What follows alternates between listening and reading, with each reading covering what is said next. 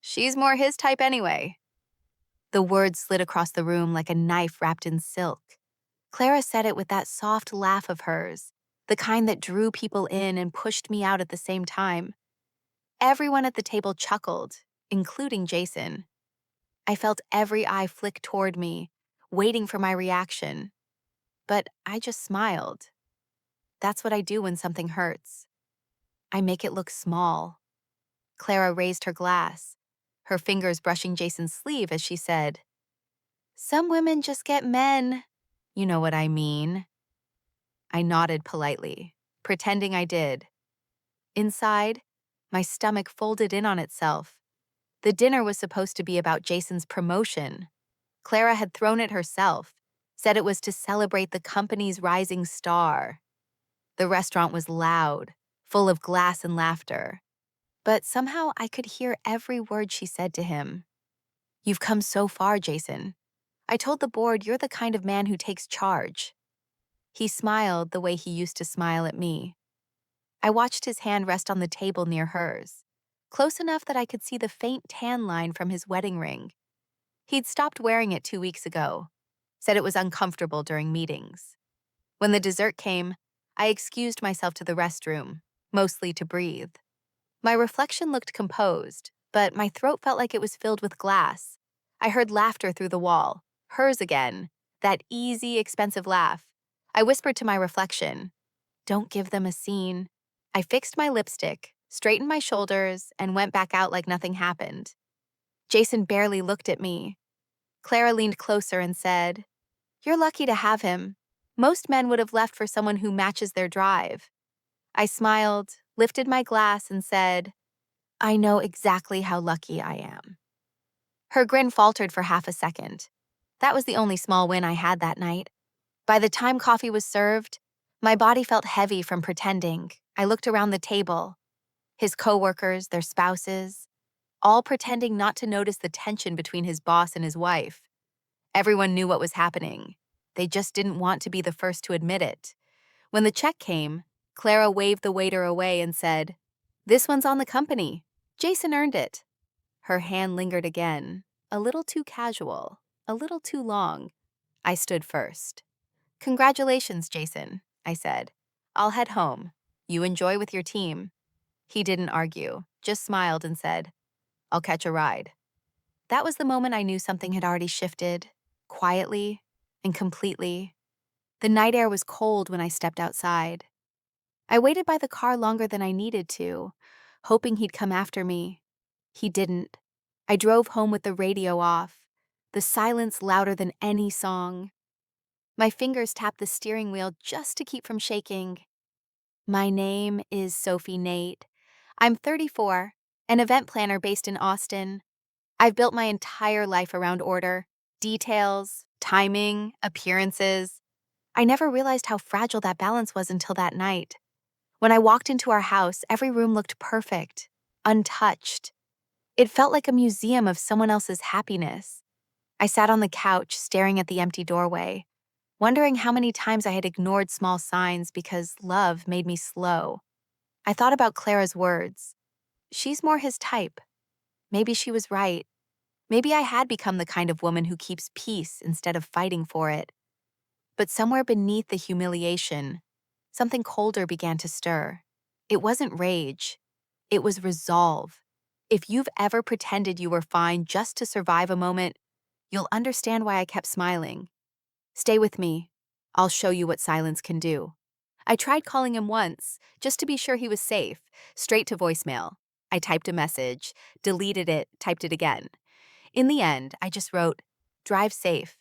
It felt strange sending care to a man who didn't remember how to look at me anymore. The house hummed in its own quiet. Milo, our old golden retriever, lifted his head when I walked past. I sat on the floor beside him, fingers tangled in his fur. He didn't ask questions. He never does. I envied that kind of peace. Hours passed. Midnight came and went. The clock's ticking sounded like footsteps in an empty hallway. I checked my phone again. Nothing. At 1:30, I turned off the lights and went upstairs. His side of the bed was untouched. I lay there with my eyes open, replaying her laugh, his silence, the way everyone avoided looking at me. By 2 a.m., the truth was simple enough to fit inside one sentence. He wasn't coming home tonight.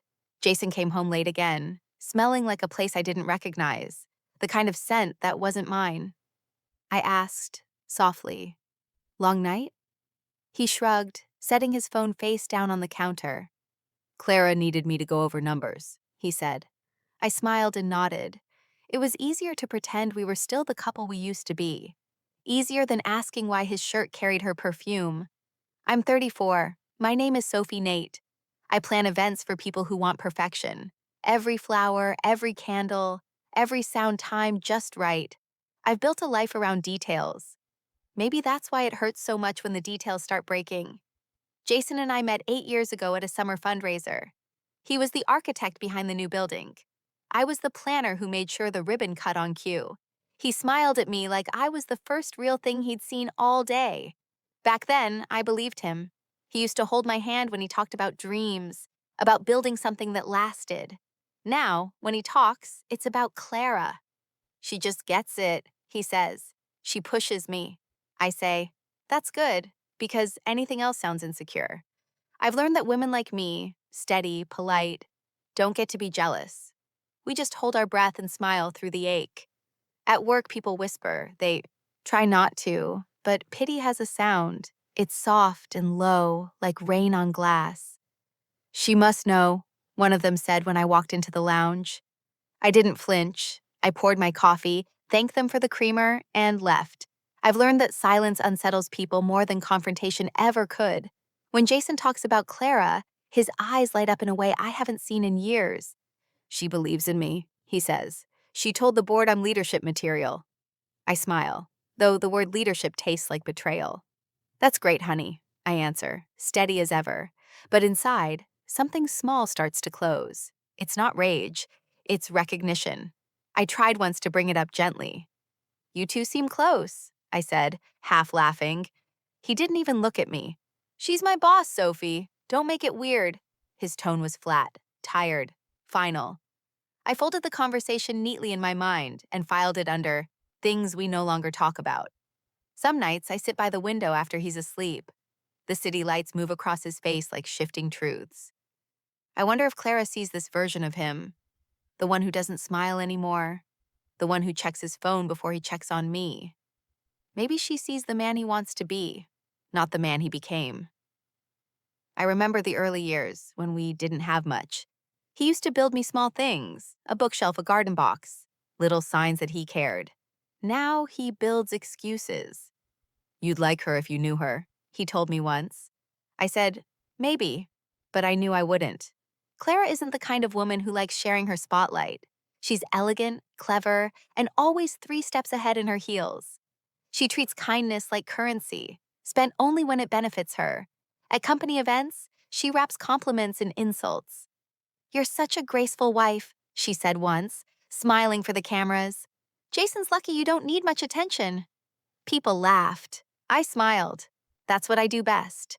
But afterward, in the restroom, I stared at my reflection and thought, she's studying me the way I study blueprints, looking for cracks. I've started noticing patterns. Late night calls that end when I enter the room, laughter from the hallway when I think he's asleep, his tie smelling faintly of her signature rose scent. Each one is a thread, and I've been holding them quietly, waiting to see what picture they'll make. Still, I tell myself to wait. I believe in truth revealing itself. Lies always collapse under their own weight. I just don't know when or how. One night, Jason fell asleep on the couch. His phone buzzed against the cushion, bright in the dark. I reached for it before I could stop myself. Just one look, I told myself. Just one answer. The screen lit up with her name, Clara. 3 words glowed against the silence. "You free? Same sweet?" For a moment, I forgot how to breathe. My reflection stared back at me in the black screen, calm and unblinking, as if waiting to see what I would do next. "Were you with Clara again?" I asked it softly. Not as an accusation, but as a test. He didn't even look up from his laptop. "You're imagining things," he said, clipped and practiced, like he'd rehearsed that line. I smiled the way women do when they already know the answer. "Maybe," I said. His fingers kept typing, steady, confident, guilty. For days, I tried small questions, casual ones. You said the meeting ended at 9? Did you eat? Was Clara there too? Each time, his jaw tightened a little more. You need to stop making everything about her, he said once, his tone calm but sharp. I nodded, though the words lodged somewhere deep. I wasn't trying to catch him. I was trying to remember if he still loved me. At work, people started treating me like glass. One coworker, Jenna, smiled too softly and said, "You holding up okay?" I didn't ask what she meant. I just said, "Of course," and walked away before she could add pity to her tone. Their looks told me enough. They knew. Maybe not details, but enough to feel sorry for me. I hate pity more than lies. When Jason came home late, he had explanations lined up like soldiers. Clara needed another draft. The client changed the layout. You wouldn't understand, it's office stuff. I believed none of it, but I pretended. Pretending became survival. It was easier than facing what silence might confirm. At dinner, I tried again. Do you think people can fall out of love without noticing? He looked at me like I'd asked him to solve a puzzle. Why do you ask things like that? I shrugged, stirring my soup. Just curious. He sighed, annoyed. You overthink everything, Sophie. That word everything sounded like a door closing. I used to eat 3 meals a day. Now food just felt heavy. I'd make something small, move it around the plate, feed most of it to Milo under the table. He'd wag his tail, eyes soft like he knew. Dogs don't ask questions. They just stay. Sometimes I sat beside him on the floor, my fingers tangled in his fur, letting his quiet loyalty steady me. Nights were the hardest. Jason would lie beside me scrolling through his phone, the glow reflecting off his face. I'd turn away, close my eyes, and listen to the faint buzz of a message being typed and deleted. He thought I couldn't hear the difference between silence and secrets, but I could. I just chose not to react. The next morning, he kissed my forehead before leaving. I smelled perfume again. Floral, sweet, expensive. Not mine. I didn't say a word. There's a moment when pain becomes dull, like background noise. You start to accept it as part of your day. That's where I was living now, between suspicion and surrender. I started keeping a small notebook, not for proof, just for peace. Times, places, little things he said. Dinner with the team. Conference call ran late. Out with clients. Each line written neatly, not in anger, but in record. I told myself it wasn't to accuse him. It was to stop myself from feeling crazy. One night, I decided to test the air again. Clara seems important to you, I said quietly. He looked up, eyes narrow. You really can't drop it, can you? His voice rose, not loud, but sharp enough to sting. You're making something out of nothing. I smiled. Then it should be easy to prove me wrong. He stood, grabbed his jacket, and muttered, You're exhausting. The door closed harder than it needed to. I sat there for a long time, the sound still echoing in the room. I wasn't crying. I hadn't cried in weeks. There's a kind of stillness that comes when the fight leaves your body, and all that's left is observation. I watched Milo sleeping by the window, peaceful, unbothered. I envied him. He didn't have to make sense of betrayal. He just trusted what stayed. Later that night, when Jason came back, I helped him hang his jacket. My hand brushed the inside pocket, and a folded slip of paper fell out. He didn't notice. He was busy unlocking his phone. I bent down slowly, unfolded it, and stared. It was a hotel receipt, 2 nights, executive suite, dated 3 days ago. At the bottom, in flowing script, was Clara's signature. I almost didn't invite you, Clara said when I arrived. Her voice was sweet, but edged with ownership. But since you planned it, I figured it would look bad if you didn't show. I smiled, pretending it didn't sting. Of course, wouldn't miss it. The room glittered with people I'd spent weeks organizing, their champagne laughter blending into something hollow. Every detail was mine. The lighting, the music, the flawless white orchids. And yet, standing there, I felt like a stranger in my own creation. Jason stood near the stage, laughing with Clara. His hand rested on her chair, casual, familiar. She touched his wrist when she laughed, just long enough to be seen. Jason has been such a help, she told the board chair beside her. He's practically my right hand. My name didn't come up once. I clapped politely when she raised a toast, my palms numb against each other.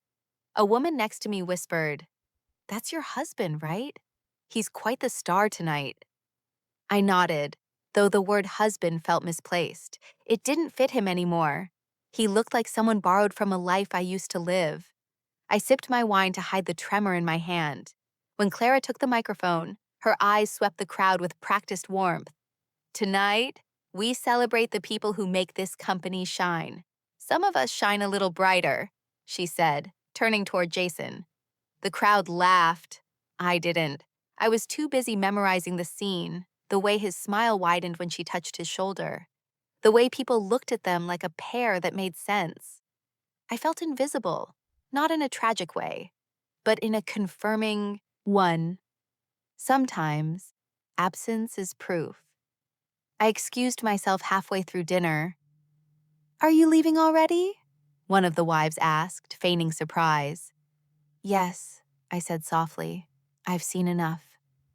My voice didn't shake, though everything inside me did. As I walked toward the exit, I caught Clara's reflection in the mirror-lined hallway.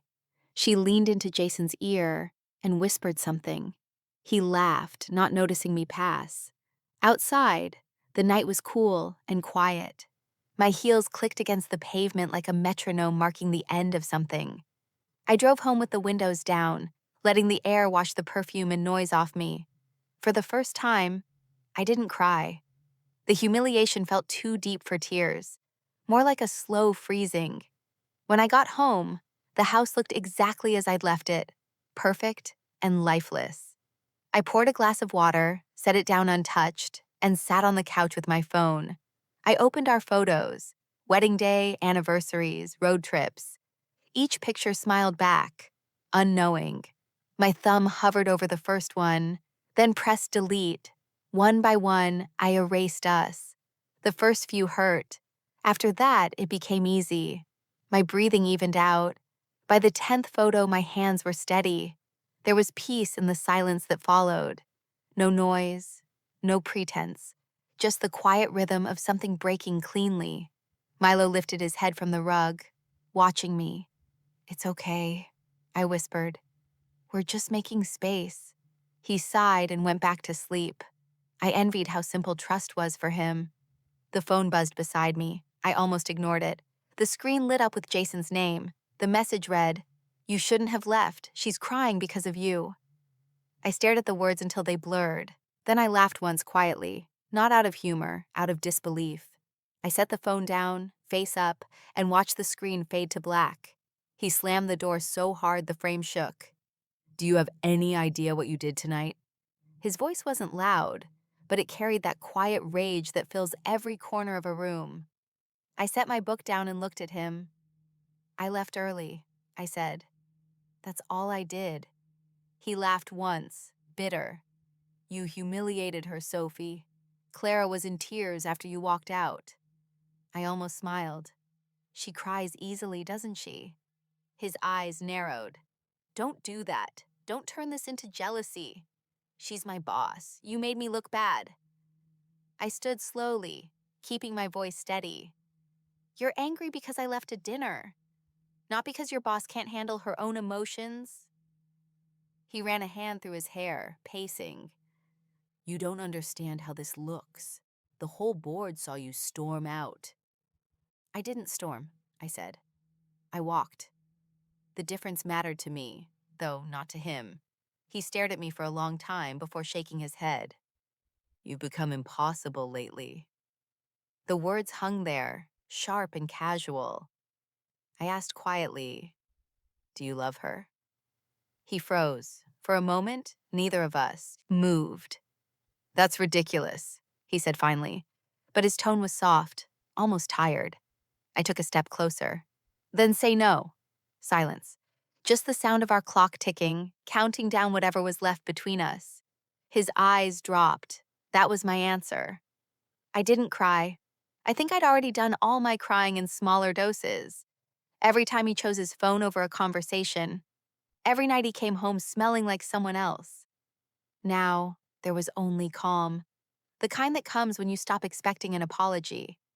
I see, I said. He looked up, defensive. Don't twist this, Sophie. You're imagining things again. No, I said. I'm finally seeing them. He grabbed his jacket again, muttering something about needing air. I didn't ask where he was going. I just listened to the front door open and close. The house went still, the kind of still that follows a confession no one wants to admit was made. Milo lifted his head from the rug and looked at me. It's all right, I whispered. We'll keep quiet tonight. I sat down at the kitchen table and stared at the untouched dinner I'd made hours ago. Cold chicken, 2 glasses, one still full. I thought about all the nights I'd eaten alone while pretending it didn't matter. Maybe pretending had been the problem. It made him think I'd never stop. But I would. I went upstairs and opened my dresser drawer, pulling out a blank notebook. The cover was plain, black, without a name. I flipped to the first page and wrote 2 words at the top. The Reckoning. It wasn't anger that made me write. It was focus. I needed a record, not of his lies, but of my truth. Every decision, every moment, every quiet humiliation that led to this point. Not for revenge yet, but for remembrance. I wrote until my hand cramped. Small sentences, neat handwriting, calm. He said she cried. He defended her. He didn't deny it. The words looked cleaner than they felt. I closed the book and pressed my palm against it, like sealing something sacred. Milo shifted at my feet, sighing. I whispered, "We'll be fine. I promise." The house felt different that night. Lighter in a strange way, like something had finally snapped and let air in. I didn't sleep much. I lay awake, staring at the ceiling, thinking about all the years I'd given him, the weekends canceled, the birthdays postponed, the quiet support he'd mistaken for weakness. That mistake would be his undoing. My phone buzzed around midnight. I reached for it, half expecting another apology that wouldn't mean anything. But it wasn't him. It was a post. Clara, smiling beside Jason in front of the company banner. The caption read, "Promotion secured. Some people just hold us back." I stared at it, the words glowing cold and smug in the dark. The kind of sentence meant to wound without naming names. I didn't flinch. I just saved the post, added the date, and closed my phone. The night hummed quietly around me, and I could feel something shifting, not fury, not sadness, just direction. Tell me, what would you have done if someone publicly mocked your worth and smiled while doing it? I woke up the next morning without the usual heaviness in my chest. For the first time in months, the silence in the house didn't feel like a punishment. It felt like space. I made coffee, scrambled eggs, actually ate them. Small things, but they mattered. I even opened the windows. The air felt new, cleaner somehow, like it was mine again. Jason didn't come home that night or the one after. I didn't text him. I didn't ask where he was. Instead, I started running in the mornings. I told myself it was for the exercise, but really it was just to feel movement again, to remind myself I still existed outside of his absence. The pavement didn't care if I was humiliated. The air didn't ask questions. It just let me breathe. Work helped too. I threw myself into planning events again, the way I used to before my life turned into an apology. Deadlines, color schemes, vendor calls, all of it gave me structure. And structure gave me control.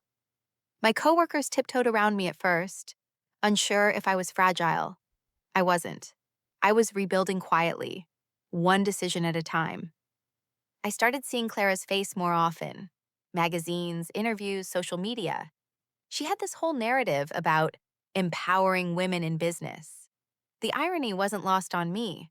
Every photo had the same smile, polished and hollow. Her company's public image was spotless, built on charity events and motivational quotes. I'd once admired her confidence. Now I saw the calculation behind it. One afternoon, during a vendor meeting, someone mentioned how Clara's company donated to a women's leadership fund. I smiled politely, but something inside me clicked. Reputation. That was her foundation. She'd built her empire not on loyalty or truth, but on image. And image could be cracked.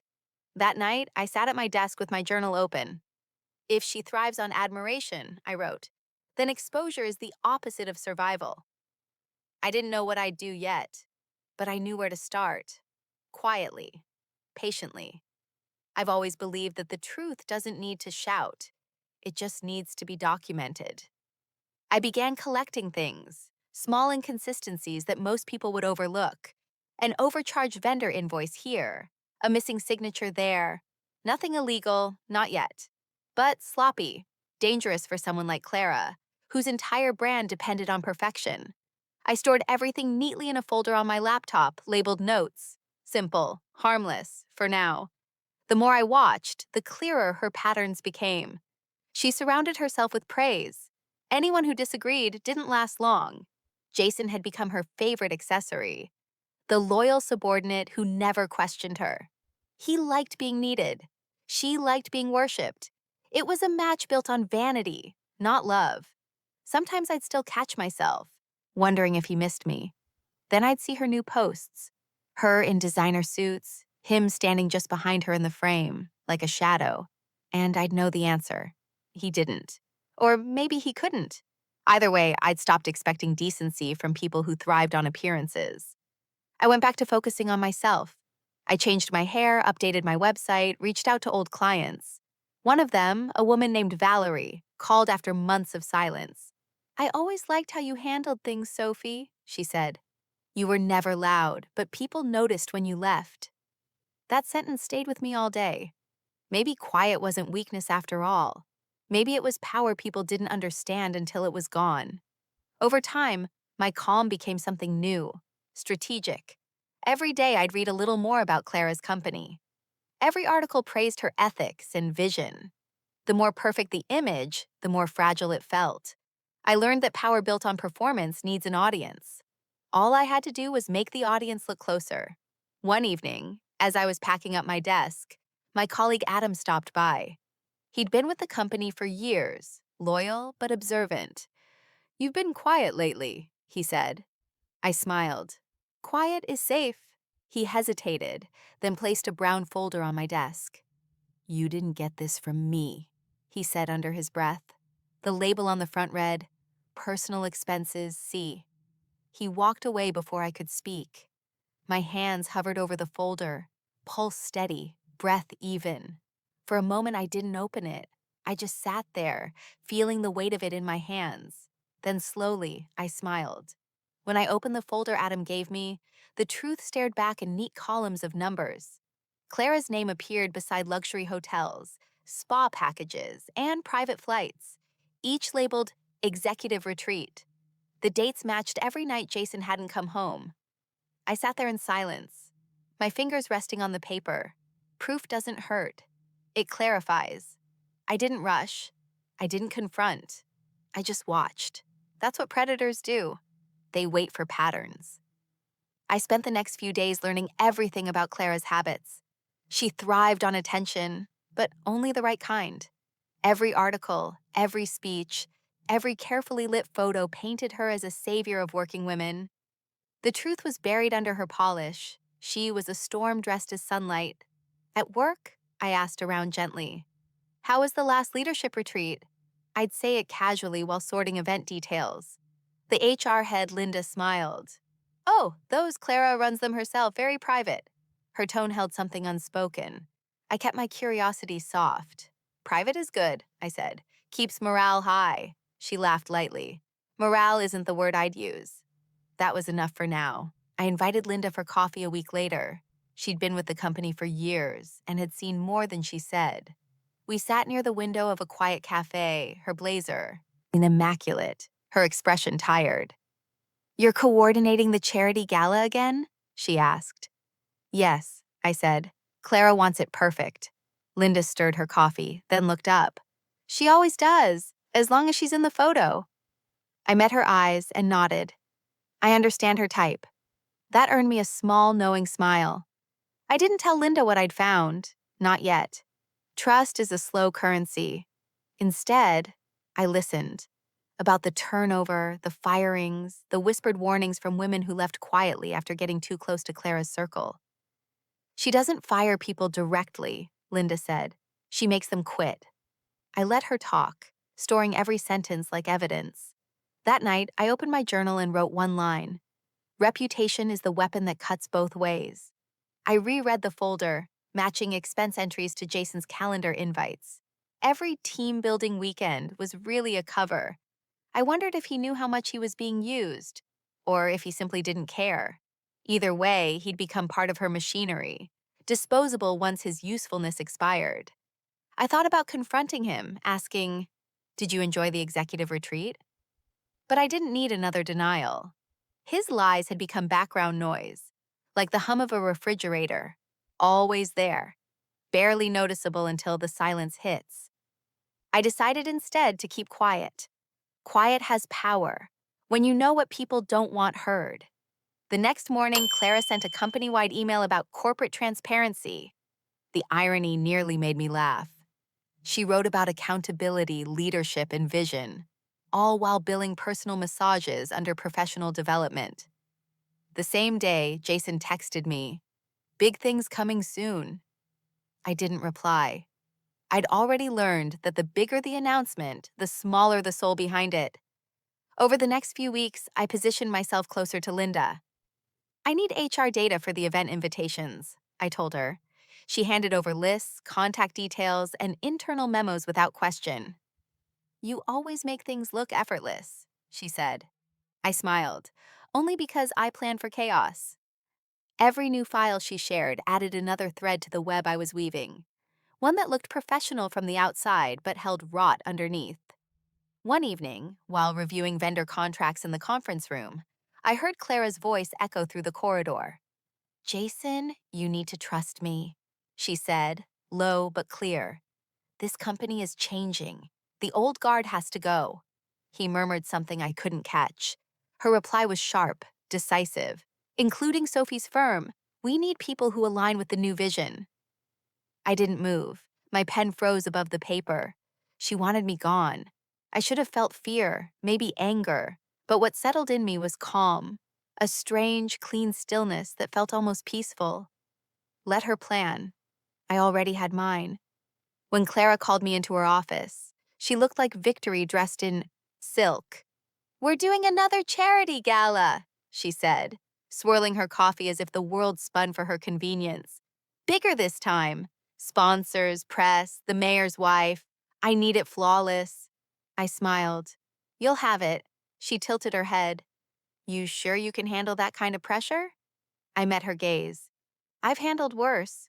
That seemed to please her. "Good. You'll report directly to me." I nodded, pretending gratitude.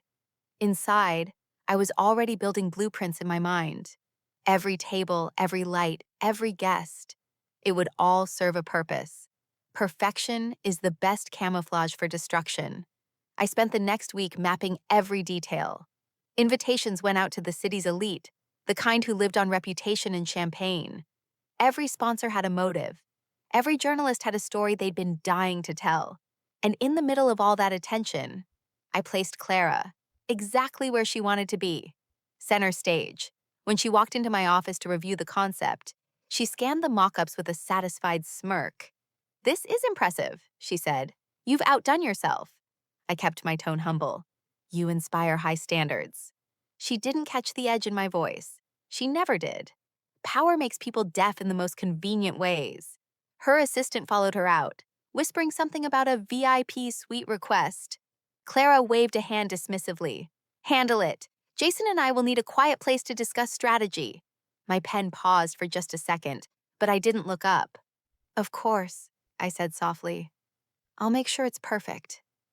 That evening, I called the venue coordinator myself. "Clara wants a private champagne suite," I said, my voice steady. "Make sure it's discreet but included in her official approval forms." He asked, "Should I mark it as company use?" I smiled at the phone. "Exactly, company use." As I hung up, I thought about the word company. It's such a clean word for something so dirty. The next day, I approached the board secretary under the guise of confirming attendance. Will the auditors be there? I asked casually. Not typically, she said. Too internal. I leaned in slightly. They should be. Clara's always talking about transparency. It would look good for the company. She hesitated, then nodded. You're right.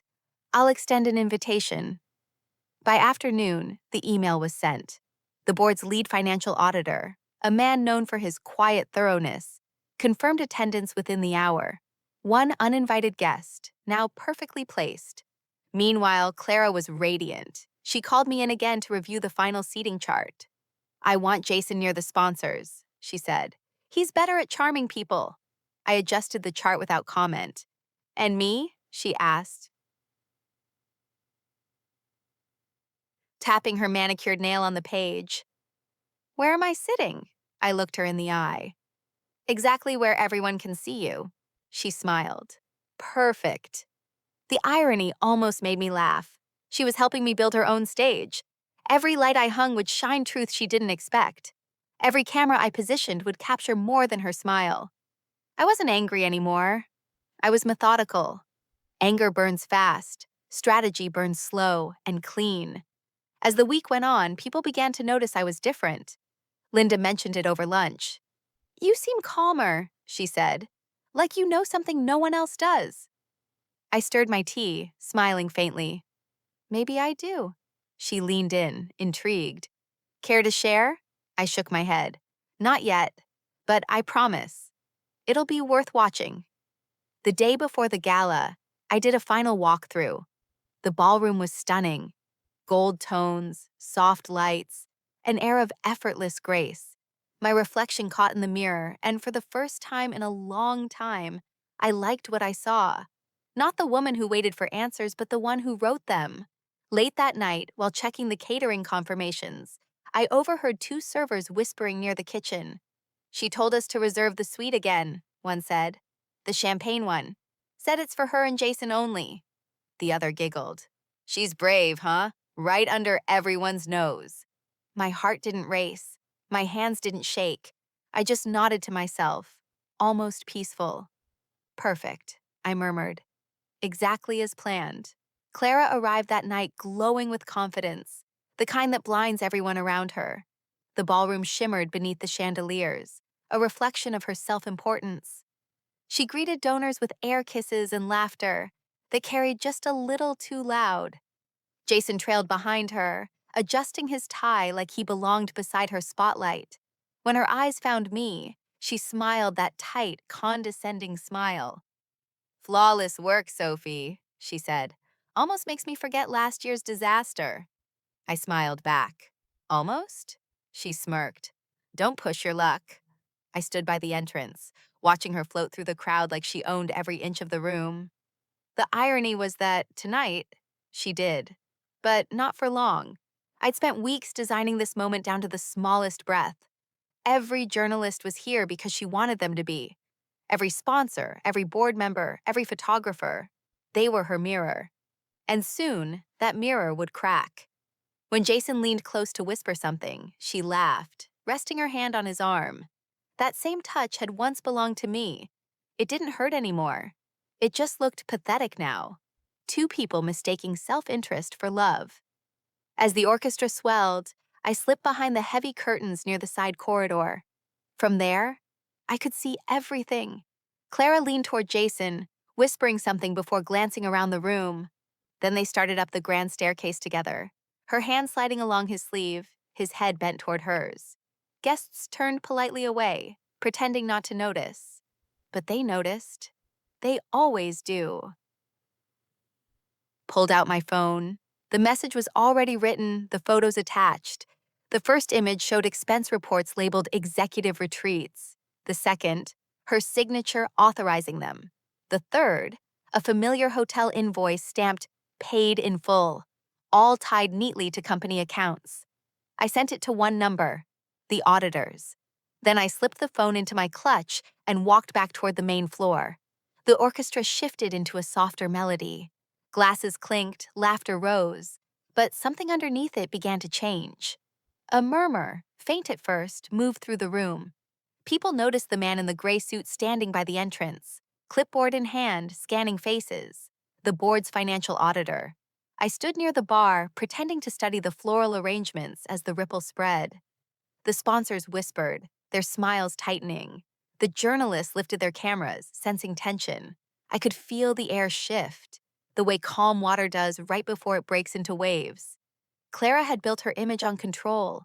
Every photo, every headline, every quote had been polished to shine.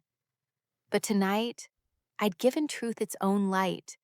Justice isn't loud. It doesn't shout or demand applause. It waits. It moves quietly, like a hand pulling back a curtain. The ballroom doors opened again, and the board chair entered. An older man with eyes sharp from experience. He spoke briefly with the auditor, who handed him the printed report. I didn't need to hear the words. Their expressions said enough. My pulse stayed steady. I'd imagined this moment so many times, and now that it was here, it didn't feel like revenge. It felt like balance. The world had been tilted for too long, and tonight, it straightened. I moved closer to the crowd, just enough to hear snippets of conversation. Something about expenses, one guest murmured. Misuse of funds, another said quietly. A journalist raised her camera again. The sound of heels echoed from the staircase. Clara reappeared, her hand still looped through Jason's arm. Her smile froze the second she saw the two men waiting for her. Jason stiffened beside her. She whispered something to him, but he didn't move. For the first time, she looked uncertain. The board chair stepped forward, calm but deliberate. The crowd parted.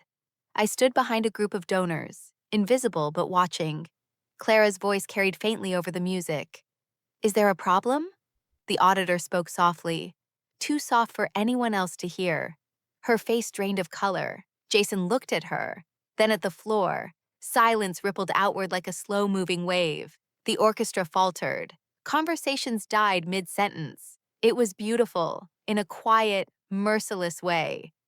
As she turned toward the board chair, her posture stiff and defensive, I let my gaze drop to my glass of champagne.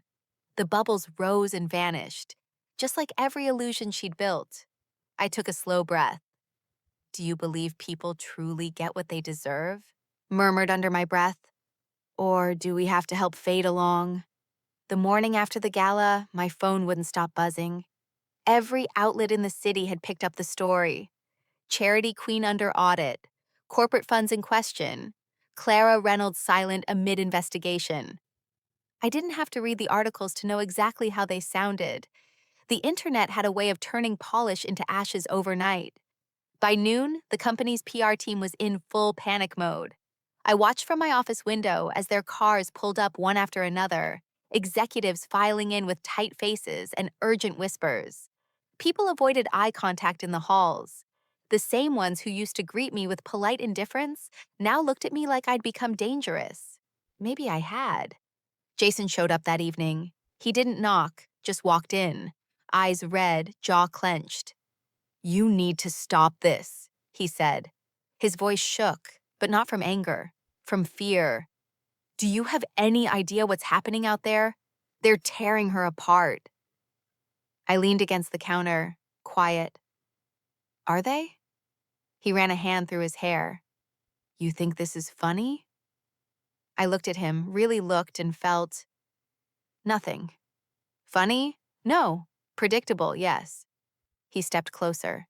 Sophie, please. If you say anything, if they trace this back to you, it could ruin everything. My career, our reputation. He stopped, realizing the weight of the word he'd used. Our? I asked softly. He swallowed. I just mean, I'm in the middle of it. Clara's name is on everything, but they're questioning me too. I need you to stay quiet. Don't feed the rumors. Don't talk to anyone. I studied him for a moment. The same man who once promised me loyalty now stood in front of me begging for silence. Not for my sake, but for hers. You're worried about your career, I said. That's all this is to you? He sighed. You don't understand how this works. Then explain it, I said, my tone steady. Explain how I'm supposed to protect the woman who destroyed our marriage while she uses company money to play house with you. He winced. It wasn't like that. I tilted my head. Then what was it like, Jason? Enlighten me. He looked away. It just happened. Things don't just happen, I said. People make choices. And now those choices have receipts. He glared at me. You think you're innocent? You planned that gala knowing this would happen. You set her up. I almost smiled. No, Jason. She set herself up. I just made sure the lights were on.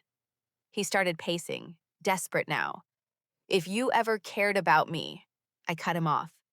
I did, and that's exactly why I can't help you now. For a long moment, neither of us spoke. The only sound was the faint ticking of the kitchen clock. He looked smaller than I remembered, like a man who'd finally seen his reflection and didn't like what stared back. He tried one last time. Please, Sophie, just promise you won't say anything. I met his eyes. I don't have to. The truth doesn't need my help anymore. When he left, he didn't say goodbye. The door closed quietly behind him, and I stood there, the silence wrapping around me like armor. For the first time in years, I didn't feel anger or sadness, just peace. It was strange how freeing indifference could feel. The following afternoon, Linda called. Have you seen the statement? She asked, her voice low. The board suspended Clara pending investigation. I exhaled slowly. So it's official. Her team's falling apart, she said. Everyone's jumping ship. They're deleting posts, unfollowing her. It's chaos. I smiled faintly. Chaos has a way of cleaning house. After the call, I sat by the window with a cup of tea, watching the city move on as if nothing had happened. The world doesn't stop for scandal. It just adjusts its focus. Clara would learn that the hard way. As the sun dipped below the skyline, I caught my reflection in the glass. For years, I'd been a shadow in my own story. Quiet, careful, afraid to break the illusion of being fine. But the mirror had cracked now, and what I saw staring back wasn't a victim. It was someone unshakable. The tables had turned, and for once, I didn't need to lift a finger. The email came late at night, buried between receipts and newsletters I never opened. The subject line read, Request for comment. Clara Reynolds' investigation. I stared at it for a long moment before opening it. The journalist's message was polite, almost careful. They wanted a quote from the wife in question. That phrase caught me. The wife in question. I'd spent years being the wife without question. Quiet, accommodating, invisible. It was strange to be asked now. I didn't reply right away. I made tea instead, letting the steam curl against my face while I read their words again. They said they'd confirmed company funds were misused, but they needed corroboration. Evidence, not emotion. I had both, but I'd learned that one destroys faster than the other. The next morning, I sent a brief response.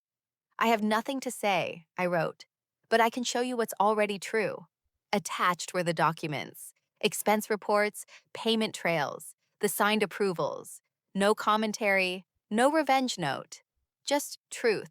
It didn't need my voice anymore. 2 days later, Clara's name was everywhere. News tickers, front pages, kids, podcasts dissecting her fall from grace.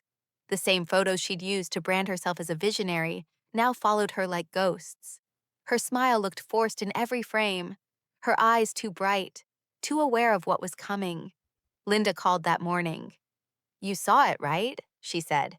She's trending for all the wrong reasons. I kept my tone even. It was bound to happen. Linda hesitated. They said you were offered an interview. You didn't take it? I smiled faintly. No, I don't need to explain what people can see for themselves. By noon, every network had picked up the story. Misappropriation, breach of trust, personal misconduct. Words that once lived in boardrooms now lived beside her name. I didn't feel proud, just steady. The world was finally seeing what I'd known for years, that charm can hide rot only until the surface cracks. That evening, I walked past the newsstand near my building. Her photo was on every cover, the same pose, different headlines. Corporate saint or con, one read. Another, more brutal, said, Charity fraud scandal deepens. I bought one copy, folded it neatly, and placed it in my bag. Not as a trophy, just proof that I hadn't imagined the monster behind the smile. My phone buzzed again around 7, a number I didn't recognize. When I answered, a voice I hadn't heard in days broke the silence. Sophie, it's me. Jason sounded exhausted. They fired me. I didn't respond right away. I'm sorry to hear that, I said quietly. He exhaled hard. Don't do that. Don't talk to me like I'm a stranger. I kept my voice calm. You made yourself one. He started explaining how the board blamed him for approving Clara's expenses, how he'd tried to protect her, how no one believed he didn't know. Every word he spoke sounded like a man still defending the person who ruined him. They'll figure it out, he said weakly. They'll see I wasn't part of it. They already have, I said. That's why you're out. He went silent. I could hear him breathing on the other end, the sound uneven. I don't know where else to go, he said finally. I need a place to think. I didn't say yes. I didn't say no. I hung up instead. My tea had gone cold. I sat there, staring at the condensation on the window. Rain had started outside, soft but steady, and I thought about how long I'd waited for this quiet. Not revenge, not apology, just quiet. An hour later, there was a knock at the door. I didn't have to check the peephole to know who it was. I could feel his hesitation through the wood. When I opened it, Jason stood there, drenched from the rain, suitcase beside him. His eyes were hollow. I lost everything, he said. I looked at him for a long moment. No, I said softly. You gave it away. The thunder rolled somewhere in the distance as he stood there, waiting for me to decide what kind of woman I was now. I didn't answer right away. I just let the silence stretch, long enough for both of us to hear how much had changed. He stood at my door long after I'd stopped caring what time it was. His suitcase leaned against the porch railing, soaked from the rain. Sophie, please, he said, voice trembling. I didn't know it would end like this. I opened the door wider and stepped aside. Come in, Jason. He looked surprised, like he expected screaming or tears, but I'd run out of those long before tonight. His shoes left wet prints on the floor as he walked in. I made mistakes, he said, hands shaking. I thought I could fix it before it got this far. I turned toward the kitchen. Tea? He blinked. What? I repeated it, calm. Tea. You look cold. He nodded slowly, confused, like he couldn't tell if this was forgiveness or punishment. I poured water into the kettle, the sound filling the silence between us. He finally spoke again. It was never supposed to be serious with her. It just happened. That's what people say when they want to erase choice, I said softly.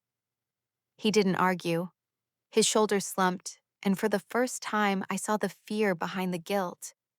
When the tea was ready, I handed him a cup. He didn't drink. I lost everything, he whispered. I sat across from him, folding my hands. You didn't lose it, Jason. You gave it away. He flinched like I'd hit him. I thought maybe we could... I stopped him. No, you thought I'd still be waiting. He swallowed hard. I just need time to make this right. I looked at him, steady and quiet. There's no time left. I filed for divorce last week. His face went pale. You what? I nodded. It's done. You'll get the papers soon. For a long moment he couldn't speak. The only sound was the faint clink of his spoon against the cup. You really mean it, he said. I met his eyes. Completely. Something in him broke then. Not loudly, not visibly. Just a quiet collapse behind his eyes. He looked down, defeated. You're so calm, he said. How can you be so calm? Because I already lived through the worst part, I said. This is just the cleanup. Before he could reply, his phone lit up on the table. The name flashing across the screen made both of us pause. Clara. He reached for it, but I was faster. I pressed accept and set it on speaker. Jason? Her voice came sharp, frantic. Why didn't you tell me they froze my accounts? I leaned back in my chair. He's a little busy right now, I said. The silence that followed was the most peaceful sound I'd heard in years. Clara's voice came through the speaker before I even said hello. You think you've won, don't you? Her tone was sharp, shaking. I could hear Jason breathing beside me, silent, listening. You destroyed everything I built, she said. My company, my reputation. Do you have any idea what you've done? I took a slow breath, steadying myself before answering. Clara, I said quietly, you did that all on your own. She scoffed. You're jealous. You always were. You couldn't stand that I had what you didn't. Ambition, Jason. I almost smiled. Ambition isn't the same as greed. And taking someone else's husband isn't power. It's desperation dressed up as confidence. Jason shifted beside me, but I didn't look at him. I wasn't talking to him, not anymore. Clara's breathing grew heavier. You think you're better than me? She snapped. No, I said. Just cleaner. She went quiet for a moment, and I could hear faint background noise. Sirens, maybe reporters outside her house. You've ruined my life, she said finally, her voice breaking. Everything's gone. They froze my accounts, the board fired me, and Jason won't even answer my calls. I met his eyes then. He's answering this one, I said softly, leaning closer to the phone. You can stop pretending he's innocent. Jason's face tightened, but he said nothing. He couldn't. Clara's voice cracked. I loved him, Sophie. No, I said, my voice calm, measured, final. You loved what he gave you, the security, the illusion, the thrill of taking what wasn't yours. I paused, letting each word sink in before I added, and that's exactly how you lost it all. She exhaled sharply, angry again. You think you're some kind of hero now? I don't need to be, I said. I just needed to stop being your victim. There was silence on the line, the kind that stretches and suffocates. I could almost hear her tears.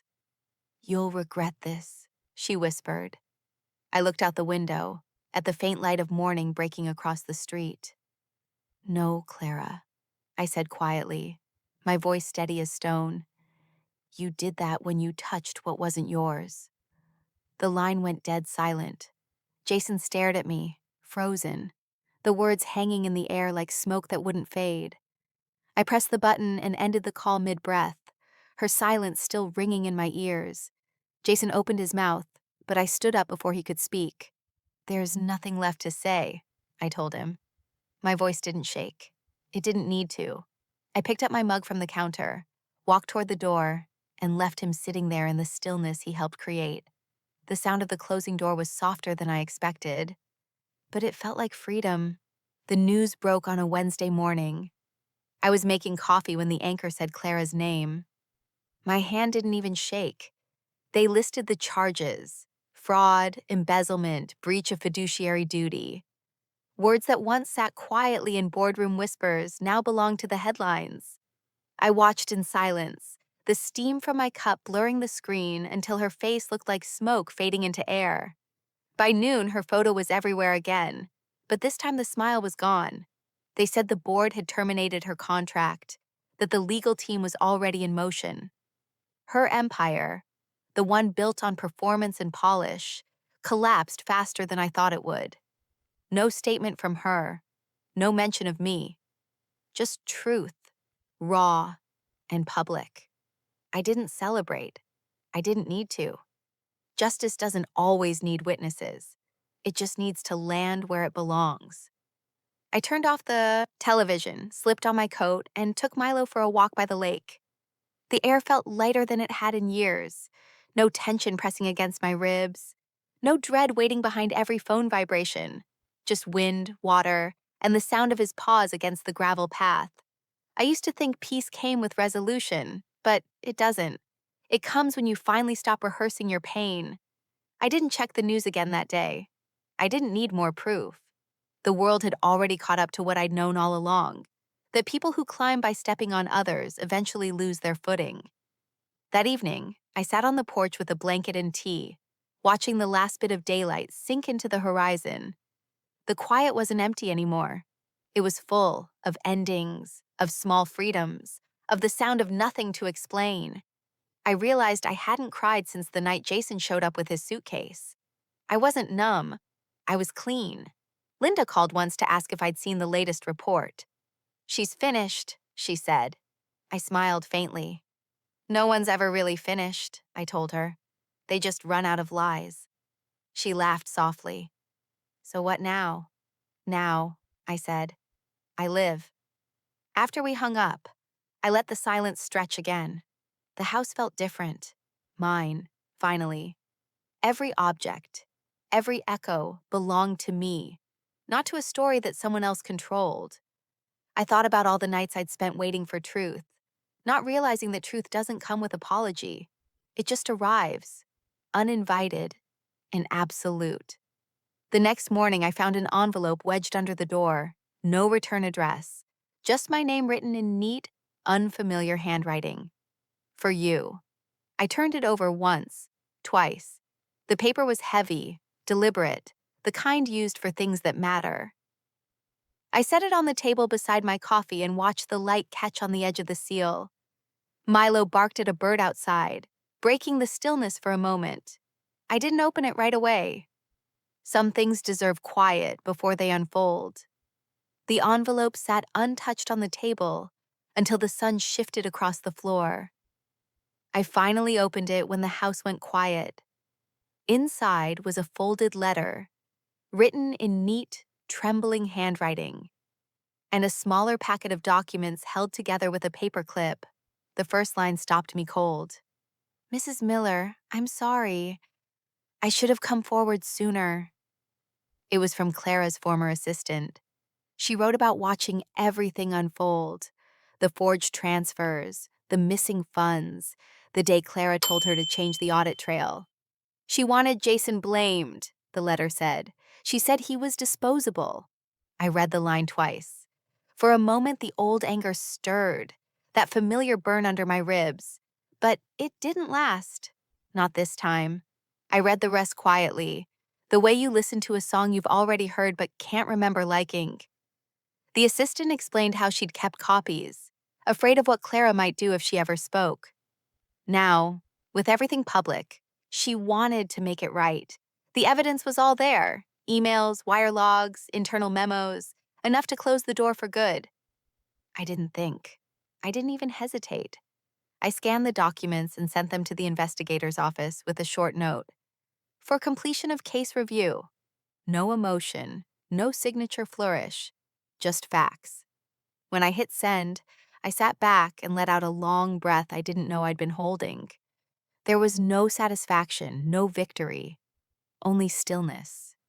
The kind that comes when something heavy finally leaves your hands. I didn't hate Clara anymore. I didn't hate Jason either. Hate requires energy, and I had none left to give. They'd already written their endings. I was just stepping out of their shadow. For the first time in years, I felt untouched, like the past could no longer reach me. That evening, my phone buzzed. An email notification blinked across the screen. The subject line read, "Request for comment, ongoing coverage." The reporter's name was familiar. I stared at it for a long moment, my reflection faint in the glass. Then I opened it. The porch has become my favorite place in the world. Mornings here feel like forgiveness. The sunlight spills across the table, catching the rim of my coffee cup, and for once, I don't feel the need to be anywhere else. Milo lies by my feet, lazy and content, his tail twitching against the wood. The quiet doesn't ache anymore. It just lives. My business took off faster than I expected. What started as a few freelance projects turned into something steady, something mine. Clients call me by name, not as someone's wife or someone's mistake. I built it slow, brick by brick, and for the first time, the work feels honest. It feels like a reflection of who I am, not who I used to be. Sometimes I still hear about Jason. A friend mentioned he moved out of state, working somewhere small and quiet. I didn't ask for details. There's nothing left to untangle there. As for Clara, she vanished from the headlines the same way she lived in them. Dramatically. No one knows where she is. And I don't care to. The story ended where it needed to. People assume revenge is loud, but it isn't. It's quiet. It's in the way your hands stop shaking when you speak your truth. It's in the moment you stop needing them to see your worth. I didn't destroy anyone.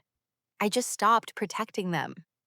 Some evenings, I still walk by the lake, the same path Milo and I took when the world was falling apart. The water looks different now, clearer, calmer. Maybe it's me. Maybe peace changes how you see everything. I think about how long I spent waiting for closure that never came, not realizing closure isn't something you're given. It's something you decide on. You just stop opening the door to the past, and one day, you notice it's no longer knocking. If you've ever rebuilt yourself after betrayal, you'll understand this calm. Thank you for listening to my story. If it meant something to you, stay with this channel. There are more stories of quiet strength waiting. The sunlight shifts again, catching the corner of my reflection in the window. My face looks softer, older maybe, but alive. I take another sip of coffee and let the silence settle around me like a promise kept. Peace isn't silence. It's when your heart finally stops explaining itself.